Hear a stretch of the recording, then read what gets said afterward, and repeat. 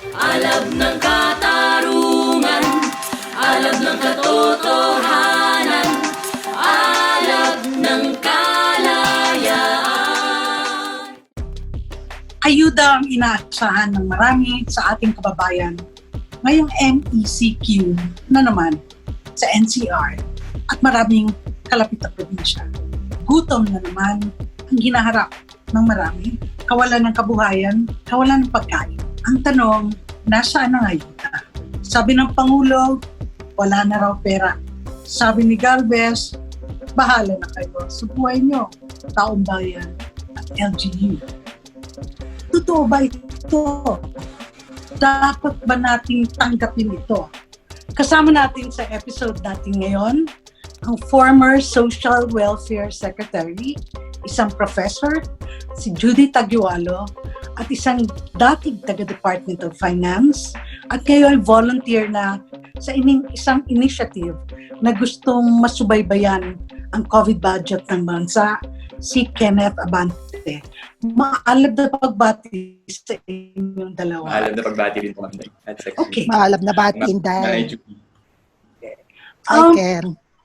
I'm going to jump off from the recent yung mensahe ng mga medical professionals na hindi lamang dun sa paghingi nila na bumalik muna sa isang mas mataas na antas ng quarantine, kundi mismo yung listahan ng pangangailangan ng bansa na importanteng kaakibat ng kung anumang quarantine na programa ng gobyerno.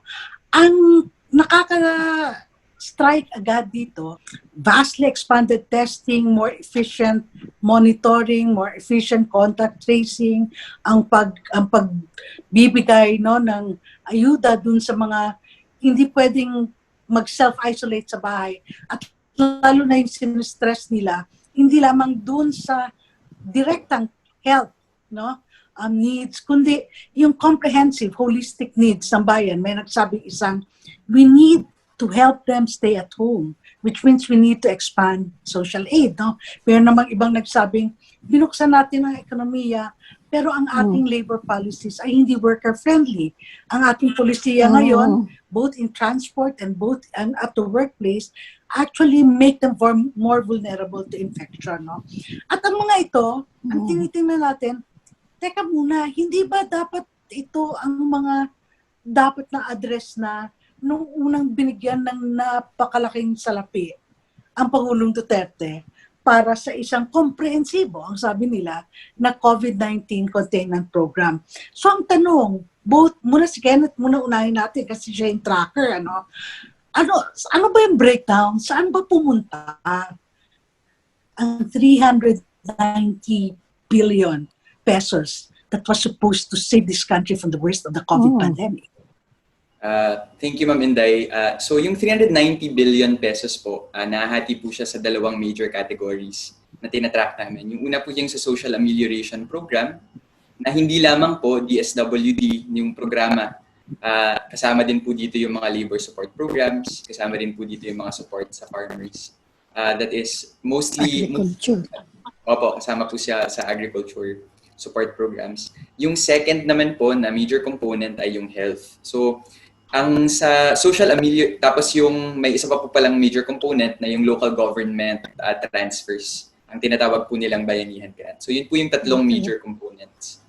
Yung sa social amelioration naman po, currently po, yung allocated doon ay around 272 billion pesos, of which 186 billion or 68% has been spent.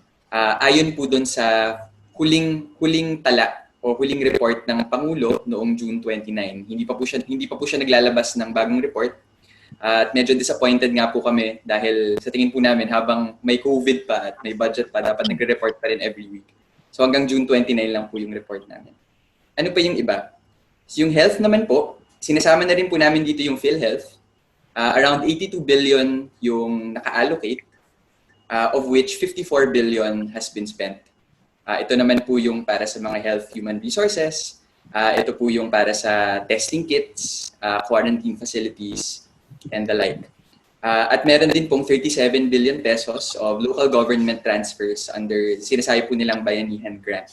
So yun po yung composition ng 390 billion pesos. Okay, isa-isahin muna natin, Kenneth. Okay, doon sa LGUs, the amount of money that went to them was supposed to be for what exactly? For food aid? For administrative functions? Para ano? Mm-hmm. So yung Bayanihan Grant po for local government units, para po siya to assist po in general COVID response measures. Ang natatala po namin dito na na-spend ay just 5 billion pesos worth na reported spent pa lang po around 15%. Mababa yan masyado. This was supposed to be for the first phase, for the 4-month lockdown, right? That's right, ma'am. Siguro po just to we're very explicit po about yung limits po ng aming tracking. Yung kahit ito po yung reported spent. So posible rin naman pong mas mataas yung actual spent. Pero gusto ko rin pong i-clarify na hindi lamang 37 billion yung transfer ng national government sa mga LGUs over January to June. So under po doon sa cash operations report ng Treasury Bureau po natin ay 410 billion pesos po actually. So including na po doon yung 37 billion yung transfer sa mga local government units under their internal revenue allotments, and hindi pa po namin alam kung nasaan kung na-spend na po yung pera na yun, at naghihintay po kami for reports. So yun lang po, yun po yung limitations ng LGU assessments po namin. Okay, I'll get back to you, Kenneth. I'd like to go to Manay Judy for the social amelioration mess, because that's what it is. It's a mess, no? Manay Judy, 68% after 4 months, parang tapos na, nandito na tayo, nakapangalawang quarantine na tayo, 68% lang ang naibibigay ng ayuda.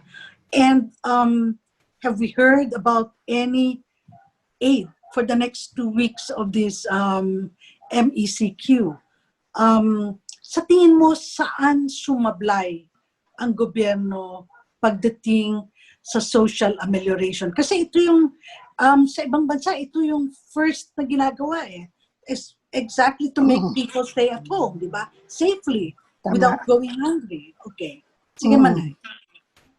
So yung mga medical doctors natin, malinaw sa kanila ang ugnayan ng lahat na kanilang mga finorward. Ang usapin ng mass testing, usapin ng better health facilities, yung public transport, additional budget para sa health, tsaka yung ayuda. Kasi sabi nga nila, kami ang last line of defense. Ang first line of defense nasa communities. At kung ila-lockdown sila, para maayos sana yung mass testing, maayos yung contact tracing, maayos muna yung facilities sa health noong March, di ba? Kailangan ng mamamayan ng ayuda para they could stay at home. Pero what happened? March 13, sinabi magkakaroon ng ayuda, first tranche, 250 billion pesos for 18 million families. Alam natin, ang bagal, hindi lahat nabibigyan, pumipila na walang social distancing. Pangalawa, ang liit, 5,000 to 8,000 for almost 3 months for many of our people. Kaya kita mo, at maraming hindi pa nabigyan, Mga drivers po, nabigyan sila 3,000 pero wala silang pasada. At syempre, narinig pa natin ang usapin ng mga corruption, Ang corruption, I think, related doon sa approach nila dahil targeted at ang listahan ang gulo-gulo, may inclusion, exclusion. So yun ang isa. So right now, we're talking of SAP1, hindi pa tapos. Okay? Marami pang LGUs na hindi nakapag-submit ng kanilang payroll. At kung hindi nila masubmit yan, wala silang second tranche. So ngayon, may second tranche, waitlisted, may mga waitlisted. Pero ang sabi nga, ang first tranche mo dapat 18 million. Sa second tranche ngayon, ano na ang target nila? 11.5 million. So nasaan na yung 7 million? Tinipid na naman yung mamamayan. Kasi sa original na announcement, 2 months. Ngayon, ginawa nila 2 months na may ayuda lahat. bigla lang binago. Kapag GCQ na kayo, hindi na kayo tatanggap ng second tranche. That's true. Mm. Ang At problema ang second tranche ngayon, wala pa yung target nila, tapos na dapat May. July 30, sabi nila 80%. Itong report nila ngayon, wala pang anong kwa nila? 77%. No? So move na naman. At magulo ngayon ng system. Kasi sabi nga nila, pinamamalaki ay hindi na face-to-face. Magkakaroon na ng mga ATM, no, mga GCash na gagawin. Yun, may problema rin. So, maliit, mabagal, delayed, hindi lahat nakakatanggap. Tapos, napaka-komplikado, napakagulo ng sistema nila. alam natin na high record unemployment. Alam rin natin na yung mga nakabalik ay tumatanggap ngayon ng halos less than 1/3 or even 1/2 of their salaries kasi nga nagwo-work rotation schedule kahit sa mga regular ngayon. Pero ginawa itong dahilan ng gobyerno para sabihin hindi na kailangan ng ayuda ang manggagawa. Ano sa tingin mo yung tunay na sitwasyon ngayon? Siyempre, ang linaw naman, kahit wala pa itong pandemya, mababa ng sweldo talaga. Hindi kasya yung minimum wage ng mga manggagawa natin. So, na ganito pa may pandemya, ilang buwan sila na walang ayuda o maliit ang ayuda, may utang na yan. Pangatlo, sa public transport, dahil hindi dire-diretso, wala na yung mga mawala na yung mga jeepney, nakakailang sakay sila eh. O kaya maglalakad sila by the time. So, actually, dagdag yung cost, pati sa food, no? Pati sa food, dagdag ang cost kahit na sinasabi nila may ceiling, usapin ng saging, kailangan sana natin, no? Ay talagang dati bago mag-lockdown, alam ko 60 pesos per kilo yan eh. Ngayon, 80 pesos, 100, 150 na. So habang tumataas yung prices ng basic goods, tumataas yung transpo, baon sa utang ang ating mamamayan, napakaliit ng sweldo nila at hindi pa sila nakapasok araw-araw. Pero makita mo dahil yun yung aking kwan eh. Makita mo talaga sa mga interview sa kanila. Sabi nila, gusto namin magtrabaho eh. Gusto namin di kami asa sa ayuda kasi napakakulang yan. Our people are really willing to work. Basta proteksyon na natin sila. Bigyan sila natin ng sapat na tulong at informasyon. At yan yung kulang eh. Sinisisi sila. Pasaway kayo. Kinukulong sila. So I don't think yung point ng isang doktor na yung kulang, ang kailangan sana, passion and compassion. It's a doctor from the lung center, no? Wala yun eh. Hindi pa usapin, parang bureaucratic, militarist talaga ang solution. Kailangan disiplinado kayo. Yung passion, compassion, kulang na kulang. Sana sa IITF, no? Ngayon, Department of Transport, mag-face shield kayo bago kayo pumasok by August 15. Saan sila kumukuha ng ganitong kwan? Alam ba nila yung sitwasyon ng mamamayan na nagsisweldo sa kanila? Grabe daya. Hindi nakakakuha na talaga. Makaintindi tayo sa galit ng medical doctors, di ba? Paano pa kaya yung mamamayan na umaasa sa wala? No? At ayan, pinapa-ikot lang, antayin natin yung vaccine.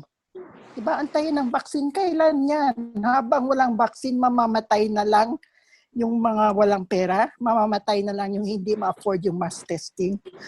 Ang trahedya, and I'm talking sa top level, kasi kung sa department naman, Inday, ang alam ko, mga social workers natin, pagod na pagod din. Para rin silang mga health workers. Sila yung nasa Rizal Stadium, doon sa mga, what a stupid, policy, yung locally stranded individuals na pinauwi mo sa probinsya. So what do we have now? Isa na lang probinsya ang wala pang COVID, Batanes na lang eh. Tapos ang iba sa kanila infected na rin. Wala rin silang testing dati, no? At out of pocket para sa iba. Ang kanilang testing o kaya didikit sila sa mga LGU. So even our government employees are suffering. The frontliners, not only the health workers, but also our social workers at mga workers natin sa mga nagbibigay ng ayuda. Okay. Thanks, Malay. Kenneth, I'm going back to you. Recently, sinabi ni retired General Galvez, na yung onus ng responsibility of ensuring COVID containment should be on citizens and the LGUs, no? Alam natin dun sa mga batay sa ibang survey na ang citizens ay they've tried their best to comply with whatever regulations the government impose on them, no matter how hard. No, survey after survey has shown that. No, ngayon sinasabi ibalik sa LGUs. Alam natin yung LGUs tinamaan ng todo nung bago pa lang, no. Nung sinabi ni Duterte, nasa kanila na yung pera, pumunta kayo. Yung pala wala pang pera dahil hindi pa nagsisimula ng targeting yung DSWD. Kenneth, how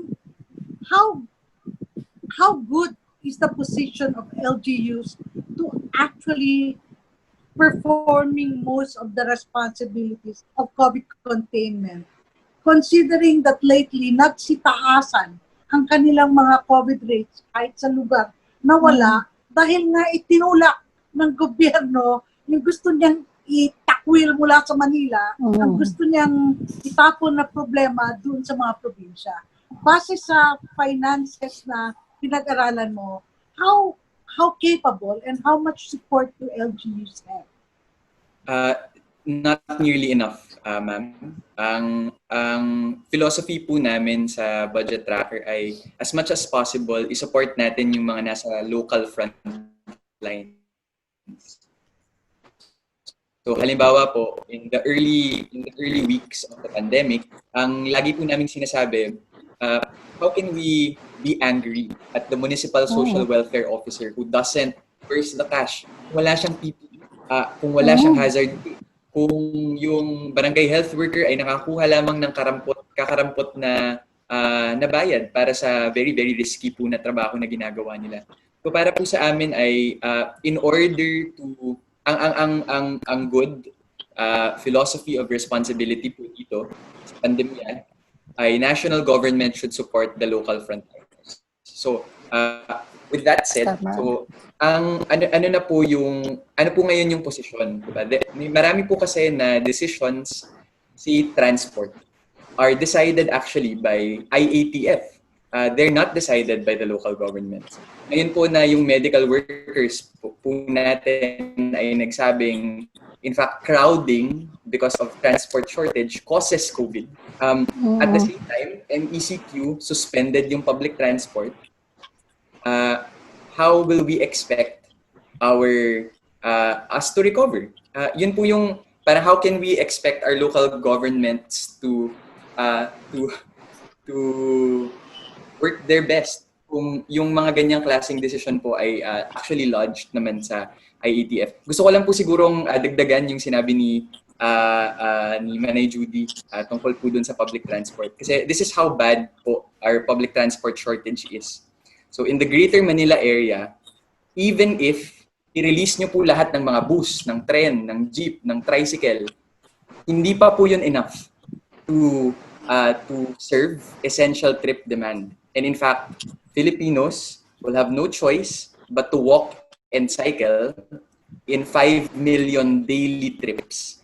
So kahit na i-release niyo po yan lahat, paano pa ngayon na-suspended? So part po ako in fact ng isang coalition po, may mga kasama po kami transport workers unions and labor groups na sumusulong po for the resumption of public transport ASAP and yung investment po that's required over the next 5 months. So let me close by saying the third thing I wanted to say, na because we are actually in the worst recession in Philippine economic records at 16.5%, we think po we should invest more than just 140 billion under Bayanihan 2. And ganito po this is how real it gets po. Kasi we're trying to lobby for more public transport investments para po yung mga transport workers natin may kontrata na stable at fixed para yung mga nag-close down dahil 50% na lang yung pwede nilang kunin na pasahero or less, ay para makapasada po sila. Yung estimate po namin dyan, this year yung kailangan mo 40 billion pesos. 30 billion pesos para sa kontrata, 10 billion pesos para sa active transport, mga protected bike lane, tsaka walking network. magkano yung na-allocate dahil ini-insist nila na dapat may ceiling na 140 billion. Sa Senado po, 17 billion pesos lang. Sa House naman po, it was, I hear, although kailangan pa po namin i-confirm, that it was slashed from 21 billion pesos to 10 billion pesos. So, How are you going to recover? Exactly. So, that's our point, ma'am. If we're going to insist that 140 billion lang yung kaya nating gawin, even if we can afford more than this, we will not be able to recover as fast as we can. So, actually po, alarm bells dapat ito para sa lahat ng mga mamamayan. Hindi po enough yung 140 billion pesos. Hindi enough yung 10 billion pesos sa House. Hindi enough yung 17 billion pesos sa Senado para masuportahan yung transport workers natin at mga commuters natin at frontline workers natin na araw-araw nagbubuwis ng kanilang mga buhay para masagip tayo. So, yun po yung aming professional assessment tungkol po sa state ng budget, lalo na po dito sa bagong round. Ngayong MECQ. We're taking a short break para pumunta tayo sa segment na Masa on the Street kung saan tinatanong namin ang mga tao kung ano ang pananaw nila sa iba't ibang issue. Ang tanong natin ngayon ay, sapat ba ang nakuha niyong ayuda mula sa gobyerno? And right after that, we'll be back again with Kenneth talking about the budget process for COVID-19. Sampalok, alis na o! Dalawa! Ay, yung pagkain, mga bigas, sardinas, ganon, yung binibigay nila. Dalawa lang din naman kami ng anak ko. Kaya yun, para sa akin, sapat lang kasi dalawa lang kami. Pero hindi ko alam sa iba. Meron naman po. Talagang kulang talaga. Talagang hindi talaga sapat. Ay, panawagan na lang po talaga na matutulungan yung mga talagang mga jeeping driver dahil sa tagal po talaga ng lockdown. Hindi naman alam kung mapipisout na ba talaga eh. Eh, wala naman talagang balita kung makatakbo po ba. Sa tingin ko naman po, yung pera na rinig ko na inutang sa gobyerno natin, sa tingin ko parang hindi ko paramdam na napunta sa mga mamahirap. Kasi sa ayuda po, matagal na po yung hindi kami nakatanggap ng panlaway, yung si Canbats na sinabi nila. Pero yung iba nakatanggap na, kami wala pa. Kung gusto na nga umuwi sa probinsya paano kami makauwi? Hinanapan kami ng swab test, rapid test. Sa kami kukuha ng pera pang gastos doon. Kung wala kang 10,000, wala kang rapid, wala kang yung sub. Nakatanggap? Hindi sapat Talagang hindi sapat. Ay, gasino lang yung 8,000. Ang makukuha mo sa DSWD, pero sa hirap ng buhay ngayon, lahat, mahirap, lahat. Wala talagang mangyayari, wala talagang yung kita. Mahina. Ay, sa tingin ko, ayaw ko, nasa kanila lang siguro yun. Alam mo naman ng gobyernong panahon ngayon, sa kanila lang bulsa na pupunta, hindi naman sa atin sa atin kami kakayod pa rin sa wala kami natatanggap dahil yung kinikita namin yung binibigay ng ayuda ng gobyerno, wala rin binabawi rin nila. Kagaya ng piso mas na mahuli ka, 1,000, 5,000. Kasi 4 piece naman po ako. Kaya lang, ang paghanap buhay ngayong panahon ng lockdown na to, malaki ang pagkakaiba. Kaming mga mahihirap, lalo kaming umihirap. Nung sa City Hall namin, dito sa may City Hall ng Quezon City, nakatanggap kami ng ayuda ng tag 2,000 sa mga tricycle driver. Hindi sasapat yun sa sobrang haba ng panahon na lockdown natin. Sampalok, alis na o! Dalawa! Okay, nandito na kami uli. Kasama pa rin natin si Professor Judy Taguiwalo, former Social Welfare Secretary, at si Kenneth, who is one of probably the experts right now at parsing out the budget and how it's used for COVID-19. Okay. Wala na raw pera na mahanap ang gobyerno, which is, you said earlier, no, na napakaliit lang na nagamit, which is funny because I think one of the criticisms of Duterte sa past administration was that it was very reluctant to spend money and he was very critical of it. And sabi niya nga, build, let's go. And then suddenly, hanggang dyan na lang pera ko, wala na tayong pera. There's a budget, but you see it so slowly. What gives Kenneth? Saan talaga ang problema? So siguro po I'll answer on two levels. Yung una pong tanong ay may pera ba tayo? Meron po. Marami po tayong pera and we can afford more than 140 billion dito po sa Bayanihan 2. Our actions in the next 5 months and especially in this budget, this 2020, will determine po our trajectory over the next at least 3 years. So napakahalaga po ng period na papasok tayo sa Bicameral Conference Committee ng Bayanihan 2. So pangalawa po, bakit mabagal mag-spend? So ito po medyo masalimuot po yung sagot kasi masalimuot po talaga yung factors. Balik po tayo sa Marcos era. Dahil po nung nangyaring debt explosion noong 1983 to 1981 to 1983, yung debt and banking crisis po, we needed over the course of the next 2 decades to spend more on debt and interest payments. So nag-increase po yan to I think around 1/5 po of our productive budget. Dapat sa utang lang. No? What did that mean for the bureaucracy? What did that mean for the talent ng managerial talent sa gobyerno?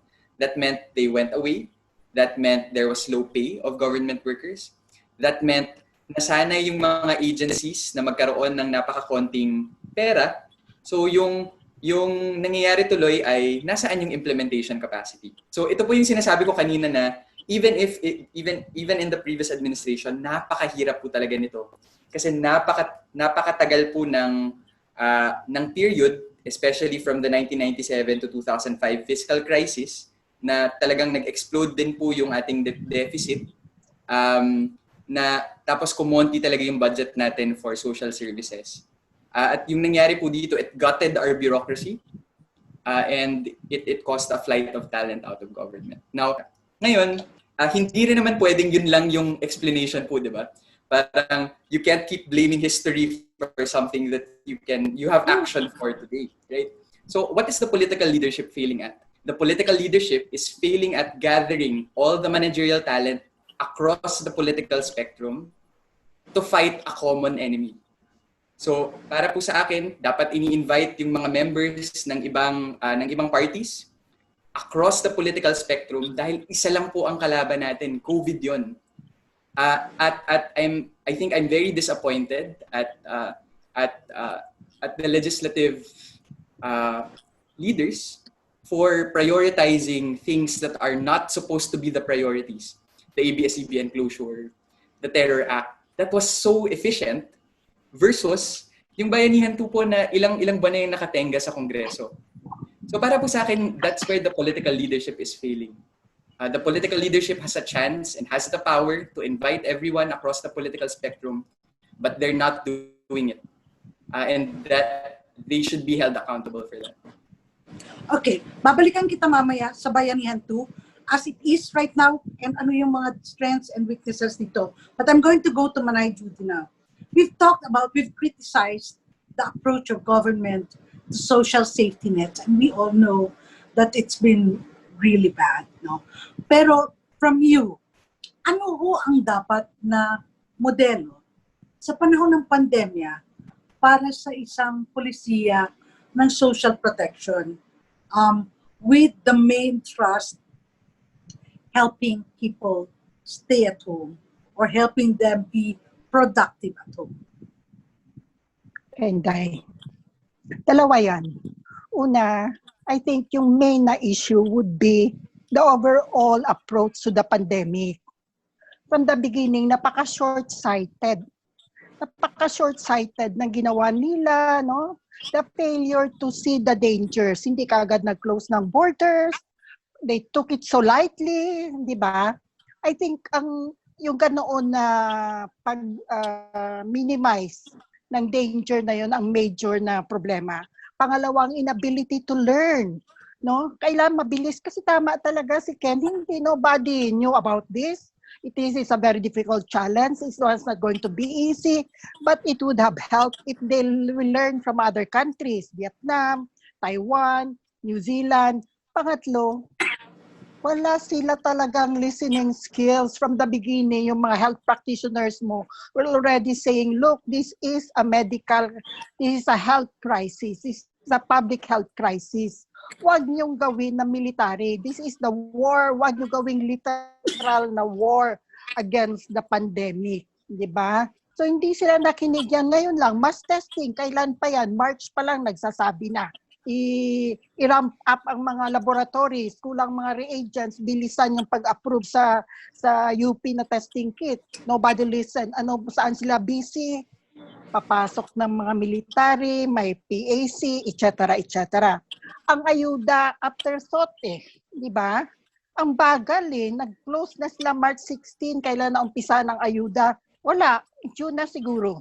No, so when we talk about social protection, you cannot separate it from the overall trust, no, which is really taking care of the economic crisis, of the health crisis, make sure yung economic crisis ay masunod. Kasi kung mauna yan na maayos, minimal ang kailangan muna sana na social protection. Pero ano ang major na problema sa ating social protection? Matagal na ito na debate. Targeted sila palagi. Ginagamit ang listahanan na 2015 pa. Nagsasabi ng LGUs, luma na yan, may bago na kaming listahan. Listen to us. No, so Pasig, which the money would say, okay, may DSWD kayo, dadagdagan namin yan. Pero the other LGUs, kasi ang starting point, ako naman, generally, I think, given yung pandemic, ang LGUs naman maasahan Di ba? Meron talaga dyan corruption sa barangay level, I think sa ibang mga kwan. But in general, kasi life and death na, at pati sila namamatay. Di ba? May mayor ka nang namatay sa pandemic. Sa ako, I would trust them. Later on na tayo magkwan, later on na tayo maniningil. Pero ang nangyari, ang laki ng trust. So hanggang ngayon, hanggang ngayon di pa naayos. So the main problem would be masyadong targeted based on very late data, at pangatlo, hinayaan ng LGUs. Kaya paano yan? Sabi natin, bakit hindi na lang mag-house to house katulad ng ginawa ng ayuda ng ibang LGUs, pagdala ng bigas? Bakit kailangan magpila? Kasi yung mga social workers natin, hinahabol. Kasi yung mga kapitbahay, wala sila sa listahan So they had to go through that other kind. No? So talagang walang konsultasyon. Kahit within the department, I think, ganun ang sinasabi nila Wala talagang mahusay na consultation, pakikinig, para malaman from the ground ano yung best na method that would facilitate, maagap, mapagkalinga, at maproteksyonan din natin ang ating mga nagdi-deliver ng services. So yun, I think masyadong believe sa sarili ang gobyerno. Hindi believe sa mamamayan, hindi believe sa mga taong bayan, sa mga medical professionals. Believe lang sila sa kapartido nila at sa mga dating general. Ayun ang main problem. May corruption Tayo. May corruption ba? 15 billion sa PhilHealth ngayon. Ngayon may kaso ang DOH kaugnay ng procurement ng PPEs. Nagrereklamo mga health workers ang quality ng PPEs na natanggap ng mga nurses, for example, sa San Lazaro. Hindi pang medical, di ba? Industrial PPEs na hindi makakatulong sa kanila against the virus. Tapos, merong PPEs doon sa OCD, pero you have to request ang mga agencies na katulad ng DSWD, kailangan mag-request ka. No? Kaya ang iba, pupunta na lang sa private sector. No? Ganun na yung nangyayari. So kung hindi sila makinig ngayon, yun na nga, sabi ko kanina kay Ken, nag-post kanina isang doktor, 2 graphs, 2 charts. Yung isa sa COVID, sumisirit pataas. Tapos ang sa GDP mo naman, bulusok sa baba. The worst combination that we have at present. Kailangan ang major changes talaga. Kailangan palitan mo na si Duque. Kailangan ayusin mo ng IATF mo, hindi ito papatakbo ng mga general. Kailangan mag-report na sila sa kaperahan at dagdagan nila ang pera para sa mamamayan, hindi para sa sarili nilang bulsa. Thank you, Manay Judy. Well said. Ken, is the bayanihan to, as it is right now, kasi binablangkas pa, sapat ba yun sa pangangailangan natin? Ano ba yung mga major holes na nakikita mo dito sa bagong So, batas. siguro po I'll also respond to this po in 2 levels. Una po yung size ng budget, tapos yung pangalawa yung composition. So let's start po sa size. Enough ba yung 140 billion? Nasabi ko na po kanina na hindi. So nagbigay ako ng case example ng public transport that needs 40 billion this year. Only there's a danger that it'll be slashed to 10 billion pesos. And para po sa akin, malaking suffering po yan eh. These numbers are not just numbers eh. Buhay po yung tao yung nakataya dito. So yung sa social welfare naman po, part din po nung tinitingnan namin ay dapat yung mga tao under MECQ, dapat po mabigyan ng ayuda sa lalang madaling panahon. And we're sa second tranche po, I think yung last pong tala ay as of June 29, 1.3 million pa lang ng around 12 million beneficiaries yung nabibigyan. So may espasyo at nasabi na rin po kanina ni Manay Judy yung mga reasons kung bakit magbagal. So on the second level po, yung sa composition, hindi po ako naniniwala na enough or kung tama ba. I have my doubts. I may be wrong, but I have doubts na kasi majority po ng allocation dito sa 140 billion Senate version ay 50 billion what they call capital infusion sa mga bank. Billion na tax credit under create. So mga tax incentives po, mga ganyan. So yung duda ko po ay this will not help. And the reason, this is my own professional opinion. Again, I may be wrong. Pero isipin po natin, who are the people who need the most help? Right? Do they have access to a bank? Diba, kaya ba nilang pumunta sa DBP at Land Bank at kumuha ng isang loan? Likely not. Kasi most of the people who need the most help are unbanked. Sa tax incentives naman, kung isipin po natin, ilan lang ba yung mga corporation or small business owners, micro, small, medium enterprises na miyembro ng TaxNet at makaka-avail ng tax credit na to? Hindi ko po alam kung makakapunta talaga yung tulong na ito sa pinaka-nangangailangan. So, yun po yung aking professional opinion. At sa tingin ko po, sa pag-aaral po namin ng budget, hindi rin po ito yung tamang composition. Sa tingin po namin, dapat mas mataas yung subsidy requirement, dapat may kontrata para sa mga transport workers, kailangan may better protected bike lanes and walkways for public transportation. Kailangan, kasi po yung nangyayari dito ngayon, currently, because of this 140 billion ceiling, yung naririnig ko po ng mga conversations within government among my friends ay, ano ba yung, Ken, ano ba yung kailangan naming paggastusan? Yung mga libro ba, yung printing ba ng mga module at learning management system sa DepEd o itong service contracting natin? Ang sabi ko, teka. Why are you deciding on that? Because you can do both if you increase the budget ceiling. So, yun yung para sa akin, it's a mystery to me.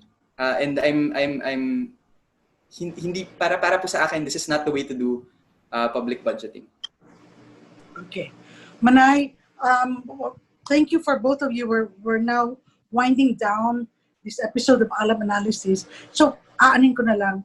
Kuya mensahe, nakita natin yung kapikunan ng Pangulo sa mahinahon na nga yung mga doktor eh. Actually, no, nagmamakaawa, naglatag lang sila, pero mukhang hindi maganda ang dating sa kanya.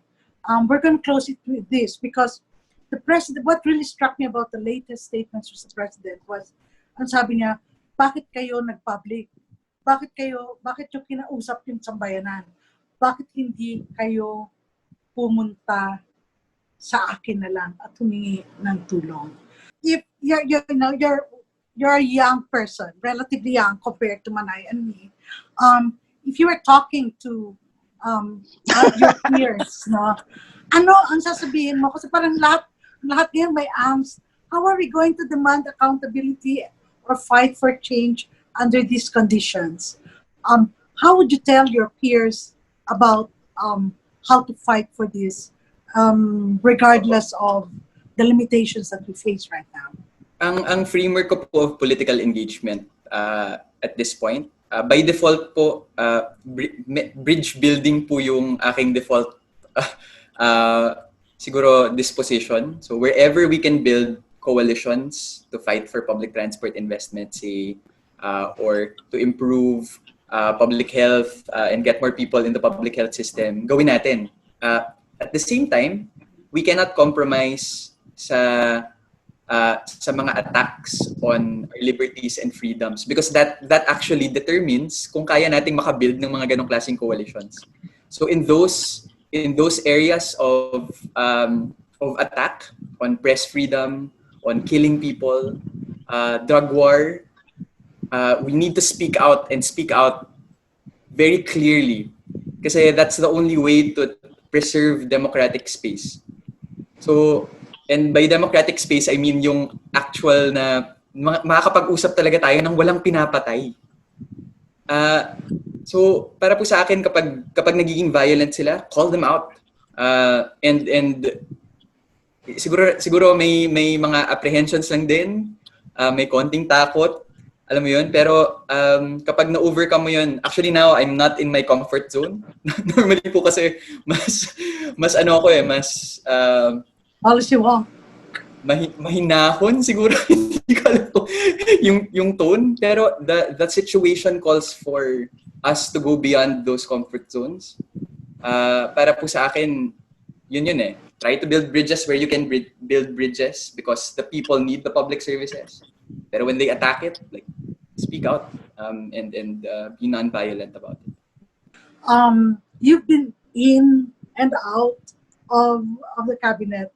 Is this the kind of leadership style that this country really needs? That instead of calling for publicly calling for accountability, we should all throw ourselves at the mercy of the president in private? Sandali lang naman ako, Inday.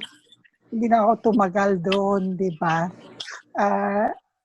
I think ang linaw niyan if you're in government with all, especially sa top level, no, sabi ko nga, seductive yung power na yan.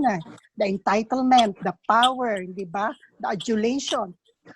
I think you should be ready to look at criticisms, yung substance, rather than the process. Di ba? Pinaka-importante yan, ano ba talaga ang gustong sabihin nila? Paano ko ito titingnan, paano ito makatulong para mapabuti kong paglilingkod. And actually, I have somewhere, na-save ko yan somewhere, mga 3 or 4 months ago in one of his reporting. He said, ipapadala ko yan sa inyo. If I'm not doing right, criticize me. Quote unquote yan Sa dami yun. Hopefully, hindi yun joke. Baka sasabihin naman nila na joke lang. So, I think noon dapat yung spirit, no? But, well, it's not doing it. So talagang frustrating, disappointed because we had ako personally, I had such high hopes at the beginning kasi recently binalikan ko yung una kong press con sa Malacanang no? Tiningnan ko at nababalikan ko what we're doing together. Matino. I don't know what happened kapag tumatagal ka siguro sa poder. No, at lahat sa iyo nag-yes na lang, hindi ka masabihan, sir, yung gasolina, baka hindi yan effective, di ba? Sir, yung vaccine, okay yan, pero matagal pa yan, hindi yan plano. Sir, may pera pa tayo tingnan mo yung PhilHealth. Sir, may corruption, sabi mo, whip of corruption, alisin na. Ang problema, wala the emperor has no clothes, but the court is unable to tell him so. Well said. Well said. Thank you, both of you. So, as long as our seniors are strong in their wisdom and fierce in spirit, and we have steadfast young people who are willing to take risks, I think there's going to be hope for our country. Manay, Kenneth, maraming salamat po sa pagdalo nyo ngayong araw. Bye-bye. Maraming salamat po, Manay. Sumatutan. Maliit, mabagal, puno ng pamumulitika, kulang sa pag-unawa. Ganyan ang itsura ng ayuda ng mga Pilipino. Mula Marso hanggang sa ngayon, nakakabahala. Kaliwat kanan ang Pangulong Duterte, pero sinasabihan tayo, wala ng pera. Wala ng pera, kahit na kulang pa rin ang pangako para sa mga tao. Kulang na kulang ang pagtugon sa mga pangako. Yan. Kailangan ng full account, no ifs nor buts. Saan pumunta ang pera? Bakit hindi dumadalo sa baba ang pera? Kailangan na rin siguro magbago talaga ng management style ng gobyerno. Sinabi ng mga kasamahan natin kanina, hindi pwedeng kayo lamang. Hindi pwede ang tayo lang. Napakayaman ng Pilipino sa talento, napakayaman sa passion. Kailangan gamitin mo. Hindi nyo itulak palayo ang lahat para kayo lamang magpakasasa sa poder sa gobyerno. Number one that needs to be said again and again, wag natin kalimutan, hanggat may pandemya, hindi nyo pwedeng talikuran ang pagbigay ng ayuda.